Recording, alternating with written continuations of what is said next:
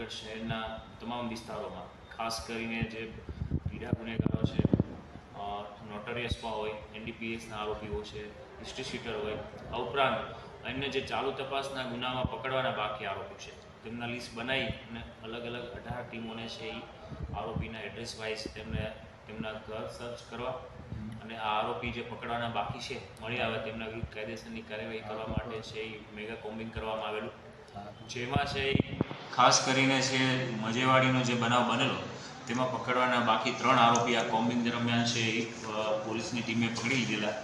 જેમાં 3 આરોપીમાં સલીમ અબલાભાઈ સાંડ, સાહિલ ઉર્ફે શહેબાઝ ખાન બલોચ, આરોપી નંબર 3 રિજવાલ અકીલભાઈ આલમ, આ 3 આરોપીઓને પકડેલા છે. આ સિવાયના અન્ય 7 આરોપી કે જે પ્રોહિબિશન, મારામારી જેવા ગુનાઓમાં પકડવાના બાકી હોય તો વહેલી સવારના રોજ જ્યારે તે સૂતા હોય એવા સમયે કોમ્બિંગ કરી અને પકડેલા છે. આ ઉપરાંત આ જે ગંભીર ગુનાઓમાં જે સંડોવાયેલા આરોપીઓ હતા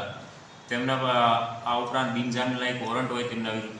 તો કુલ મળી અને જે તેમના ઘરેથી તલવારો, ચપ્પા એવા હથિયારો મળી આવેલા,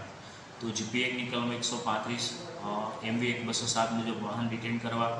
સાથે સાથે જે રીઢા ગુનેગારો છે તેમના વિરુદ્ધ અટકાયતી પગલાં લેવા, કુલ મળીને 143 જેટલા ઇસમો વિરુદ્ધ છે કાયદેસરની કાર્યવાહી કરવામાં આવેલી છે. આજરોજ વહેલી સવારે જૂનાગઢ જિલ્લા પોલીસ વડાના અધ્યક્ષસ્થાને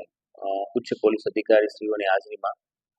કોમ્બિંગ કરવામાં આવેલ. કોમ્બિંગ દરમિયાન કુલ 143 ઇસમો વિરુદ્ધ અલગ અલગ પ્રકારની કાર્યવાહી કરવામાં આવેલ, જેમાં છે જેમના પાસેથી પ્રતિબંધિત હથિયારો મળી આવેલા તેમના વિરુદ્ધ જીપી એક્ટ 135 મુજબ ગુના દાખલ કરવામાં આવેલા. આ ઉપરાંત પ્રોહિબિશનના કેસ કરવામાં આવેલા છે. અન્ય છે નોન વેલેબલ વોરંટ જે વસ્તુ ના હોય અને વહેલી સવારે આરોપીઓ મળી આવેલા તેમના વિરુદ્ધ કાર્યવાહી કરવામાં આવેલી છે. કોમ્બિંગ દરમિયાન કુલ 18 જેટલી ટીમો બનાવવામાં આવી. આ ટીમો દ્વારા છે જેમાં 278 કરતાં પણ વધારે પોલીસ કર્મીઓ જોડાયેલા અને કોમ્બિંગ દરમિયાન છે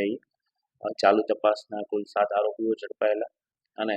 મજેવાડીનો જે બનાવ બનેલો તેના પણ અન્ય શંકાસ્પદ આરોપીઓની રાઉન્ડ અપ કરવામાં આવેલા છે.